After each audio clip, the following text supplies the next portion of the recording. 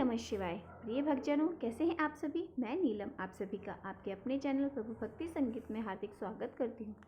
आज आप सभी बाबा भोलेनाथ की अमृतमय कथा सुनने वाले हैं। भक्तजनों, यह कथा अत्यंत ही फलदायी है क्योंकि इस कथा को सुनने मात्र से अकाल मृत्यु टल जाती है और इस कथा को सुनकर आपका रोम रोम शिवमय हो जाएगा। आप सभी भक्तों से अनुरोध है कि इस कथा को पूरा सुनें, बीच में ना छोड़ें, क्योंकि कथाओं में बहुत ही पवित्रता होती है और ये बहुत ही शक्तिशाली होती है। इसलिए कथाओं को बीच में अधूरा नहीं छोड़ना चाहिए और इस प्रकार महाकाल का अपमान भी नहीं करना चाहिए। उम्मीद है आप अंत तक इस कथा रूपी सागर में गोते लगाते रहेंगे। किसी नगर में एक साहूकार रहता था। उनके घर में धन की कोई कमी नहीं थी, लेकिन उनकी कोई संतान नहीं थी, जिस कारण वह बेहद दुखी रहता था। पुत्र प्राप्ति के लिए भगवान शिव की पूजा करता, हर सोमवार व्रत रखता, पूरी श्रद्धा के साथ मंदिर जाकर भगवान शिव और माता पार्वती की पूजा करता। उसकी भक्ति देखकर एक दिन माँ पार्वती प्रसन्न हुई और भगवान शिव से उस साहूकार की मनोकामना पूर्ण करने का आग्रह करने लगी। देवी पार्वती की इच्छा सुनकर भगवान शिव ने कहा, हे पार्वती, इस संसार में हर प्राणी को उसके कर्मों के अनुसार फल मिलता है और जिसके भाग्य में जो है उसे भोगना ही पड़ता है। लेकिन पार्वती जी ने साहूकार की भक्ति का मान रखने के लिए उसकी मनोकामना पूर्ण करने की इच्छा जताई। माता पार्वती के आग्रह पर भगवान शिव ने साहूकार को पुत्र प्राप्ति का वरदान तो दिया, लेकिन साथ ही यह भी कहा कि उसके बालक की आयु केवल 12 वर्ष की होगी। माता पार्वती और भगवान शिव की इन वार्ता साहूकार सुन रहा था। उसे सुनकर इस बात की ना तो खुशी हुई और ना ही दुख हुआ, बल्कि वह तो पहले की तरह भगवान शिव की पूजा करता रहा। कुछ समय बाद साहूकार के घर एक पुत्र का जन्म हुआ। जब वह बालक 11 वर्ष का हुआ तो उसे पढ़ने के लिए काशी भेज दिया गया। साहूकार के पुत्र के मामा को बुलाकर उन्हें बहुत सारा धन दिया गया और कहा कि तुम इस बालक को काशी विद्या प्राप्ति के लिए लेकर जाओ। रास्ते में यज्ञ कराते हुए जाना, जहाँ भी यज्ञ कराओ वहाँ ब्राह्मणों को भोजन कराना और दक्षिणा देते हुए आगे जाना। दोनों मामा भांजे इस तरह यज्ञ कराते और दान दक्षिणा करते हुए काशी की ओर चल पड़े। रास्ते में एक नगर में पड़े और वहाँ पर एक कन्या का विवाह हो रहा था। राजा की कन्या थी वह, लेकिन जिस राजकुमार से उसका विवाह होने वाला था वह राजकुमार एक आंख से काना था। राजकुमार के पिता ने अपने पुत्र के काना होने की बात को छिपाने के लिए एक चाल सोची। साहूकार के पुत्र को देखकर उसके मन में एक विचार आया। उसने सोचा, क्यों ना इस लड़के को दूल्हा बनाकर राजकुमारी से विवाह करा दूं। विवाह के बाद इसको धन देकर विदा कर दूंगा और राजकुमारी को अपने नगर ले जाऊंगा। लड़के को इस प्रकार दूल्हे के वस्त्र पहनाकर राजकुमारी से विवाह करा दिया गया। लेकिन साहूकार का पुत्र बहुत ईमानदार था, उसे यह बात बिल्कुल ठीक नहीं लगी। उसने अवसर पाकर राजकुमारी के चुन्नी के पल्ले पर लिख दिया कि राजकुमारी, तुम्हारा विवाह तो मेरे साथ हुआ है, लेकिन जिस राजकुमार के संग तुम्हें भेजा जाएगा वह एक आंख से काना है। मैं तो विद्या पढ़ने जा रहा हूँ काशी में। तब राजकुमारी ने चुन्नी पर लिखी हुई बातें पढ़ी तो उसने अपने माता पिता को यह बात बताई।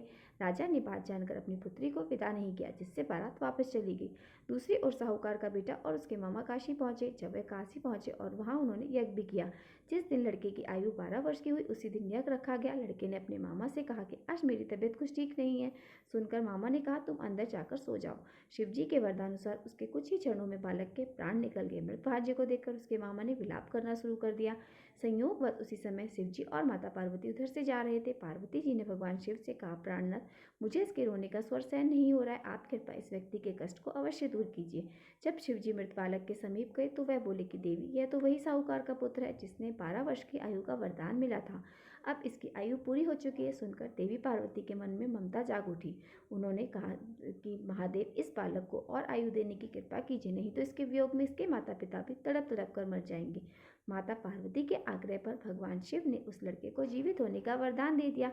शिव जी की कृपा से लड़का जीवित हो गया। शिक्षा समाप्त करके लड़का अपने मामा के साथ वापस नगर की ओर चल दिया। दोनों चलते चलते उसी नगर में जहाँ पहुंचे जहाँ पर उसका विवाह हुआ था। उस नगर में भी उन्होंने यज्ञ का आयोजन किया। उस लड़के के ससुर ने उसे पहचान लिया और महल में ले जाकर उसकी खूब आवभगत की और अपनी पुत्री को धूमधाम से विदा कर दिया। इधर भूखे प्यासे रहकर साहूकार और उसकी पत्नी अपने बेटे के आने की प्रतीक्षा कर रहे थे। उन्होंने निश्चय कर रखा था कि अगर उनके बेटे की मृत्यु का समाचार मिला तो वे प्राण त्याग देंगे, परंतु अपने बेटे के जीवित होने का समाचार पाकर वे बेहद प्रसन्न हुए। उसी रात भगवान शिव ने व्यापारी के स्वप्न में आकर कहा कि हे श्रेष्ठी, मैंने तेरे सोमवार के व्रत करने और व्रत कथा सुनने से प्रसन्न होकर तेरे पुत्र को लंबी आयु प्रदान की है। इस प्रकार जो कोई सोमवार का व्रत करता है, कथा सुनता है और पढ़ता है, उसके सभी दुख महादेव की कृपा से दूर हो जाते हैं और जिस पर महाकाल का हाथ होता है उसका कभी कोई कुछ नहीं बिगाड़ सकता। कालों के काल भगवान शिव को महाकाल कहा जाता है और भगवान शिव की यह कथा आप सभी के मन में भगवान शिव के प्रति को भक्ति को और बढ़ा देगी। तो सुनिए एक और कथा। उज्जैन में चंद्रसेन नाम का एक राजा था। वह वहाँ राज करता था। भगवान शिव का परम भक्त था। शिव गणों में मुख्य मणिभद्र नाम का गण उनका मित्र था। एक बार मणिभद्र ने राजा चंद्रसेन को एक अत्यंत तेजोमय चिंतामणि प्रदान की। चंद्रसेन ने इस मणि को गले में धारण कर लिया तो उसका प्रभाव मंडल तो जगमगा ही उठा, साथ ही दूर दराज देशों में उसकी यश कीर्ति बढ़ने लगी। अब उस मणि को प्राप्त करने के लिए दूसरे राजाओं ने प्रयास करना आरंभ कर दिया। कुछ ने प्रत्यक्ष मांग की, कुछ ने विनती की। क्योंकि वह मणि राजा को अत्यंत प्रिय थी, इसलिए राजा ने किसी के भी मांगने पर वह मणि नहीं दी। अंततः उन पर मणि आकांक्षी राजाओं ने आक्रमण कर दिया। शिव भक्त चंद्रसेन भगवान महाकाल की शरण में जा ध्यान मग्न हो गया। जब चंद्रसेन समाधि स्थल में था तब वहां कोई गोपी अपने छोटे बालक को साथ लेकर दर्शन के लिए आई। उस बालक की उम्र 5 वर्ष थी। वह गोपी विधवा थी। राजा चंद्रसेन को ध्यान मग्न देखकर बालक की भी शिव पूजा की केलने के लिए प्रेरित हुआ। वह वहीं से एक पत्थर ले आया और अपने घर के एकांत स्थल में उस पत्थर को शिवलिंग मानकर पूजा करने लगा। कुछ देर के बाद उसकी माता ने भोजन करने के लिए बुलाया, लेकिन वह नहीं आया। माँ ने फिर बुलाया, वह फिर नहीं गया। आखिरकार माता स्वयं बुलाने आई तो उसने देखा कि उसका बालक तो ध्यान मग्न बैठा है और उसकी आवाज़ सुन नहीं रहा। तब क्रोधित होकर माता ने उस बालक को पीटना शुरू कर दिया और सारी पूजन सामग्री उठाकर फेंक दी। ध्यान से मुक्त होकर बालक जब चेतना में आया, उसे होश आया, तब अब उसने अपनी पूजा को नष्ट देखा तो उसे बहुत दुख हुआ। अचानक उसकी व्यथा की गहराई से चमत्कार हुआ और भगवान शिव की कृपा से वहाँ एक सुंदर मंदिर बन गया और मंदिर के मध्य में दिव्य शिवलिंग विराजमान था और बालक द्वारा सुसज्जित पूजा भी यथावत थी। उसकी माता की तंद्रा भंग हुई तो वह भी हैरान रह गई। उधर राजा चंद्रसेन को जब शिव जी की अनन्य कृपा से घटित इस घटना की जानकारी मिली तो वह भी उस शिव भक्त बालक से मिलने पहुंचे। अन्य राजा को मणि पाने के लिए युद्ध तक करने पर उतारू थे, वे भी वहां पहुंचे। सभी ने राजा चंद्रसेन से अपना अपराध की क्षमा मांगी और फिर सबने मिलकर भगवान महाकाल का पूजा अर्चन किया। तभी वहां राम भक्त श्री हनुमान अवतरित हुए और उन्होंने गोप बालक को गोद में उठाकर सभी राजाओं और उपस्थित जन समुदाय को संबोधित किया कि शिव जी के अतिरिक्त प्राणियों की कोई गति नहीं है। इस गोपालक ने कहीं किसी जगह पर शिव जी की पूजा को मात्र देखकर ही बिना किसी मंत्र अथवा विधि विधान के शिव आराधना का शिवत्व सर्व मंगल को प्राप्त किया है। यह शिव जी का परम श्रेष्ठ भक्त समस्त गोपजनों को कीर्ति बढ़ाने वाला है। इस लोक में यह अखिल अनंत सुखों को प्राप्त करेगा और मृत्यु प्रांत मोक्ष को प्राप्त होगा। इसी के वंश का 8वां पुरुष महायशस्वी नंद होगा, जिसके पुत्र के रूप में स्वयं नारायण श्री कृष्ण नाम से प्रतिष्ठित होंगे। कहा जाता है भगवान महाकाल तभी से उज्जैन में स्वयं विराजमान है। हमारे प्राचीन ग्रंथों में महाकाल की असीम महिमा का वर्णन मिलता है। महाकाल साक्षात राजाधिराज देवता माने गए हैं।